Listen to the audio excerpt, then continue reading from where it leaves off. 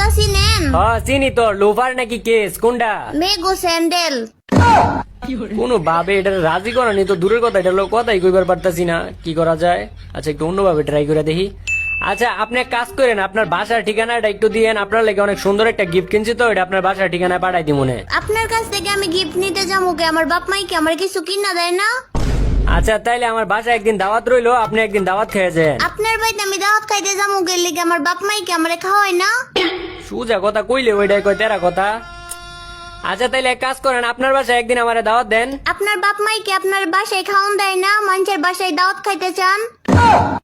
এটা তো কোনো ভাবেই গলতাছে না, এটা কি করি? কত কিছু কইরা চেষ্টা করতেছি তবু এটা গলতাছে না। আচ্ছা একটু ইমোশনাল ডায়লগ মেরা দেই, গলে কিনা। আচ্ছা আপনি কি একটা জিনিস জানেন? একটা জিনিস কি আপনি জানেন, একটা মানুষের পিছন যদি একটা কুত্তা যদি প্রতিদিন ঘুরে, তাহলে ওই কুত্তার প্রতি একটা মানুষের মায়া আয়া পড়ে। আর আপনার পিছনে তো আমি প্রতিদিন ঘুরতাছি, আমার প্রতি কি আপনার একটু মায়া দয়া মায়া জন্মায় না? আরে কুত্তাই বেশি বাড়াবাড়ি করলে মানুষই কিন্তু লাড়ি দিয়ে মারে।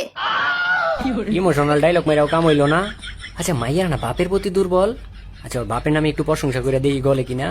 আসলে আমি কিন্তু আপনাকে এলাকাটা চিনি, ওই দিন আপনাকে এলাকা দিয়ে আইতে লইছিলাম বাইক নিয়ে, তারপর দেখলাম আপনি আর আপনার বাপে, আর আপনার বাপের কি সুন্দর ব্যবহার, কি সুন্দর আচার আচরণ।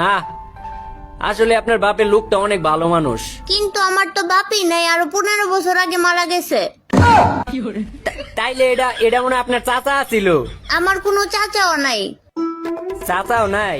তাইলে ও হয় এটা আপনার মামা ছিল।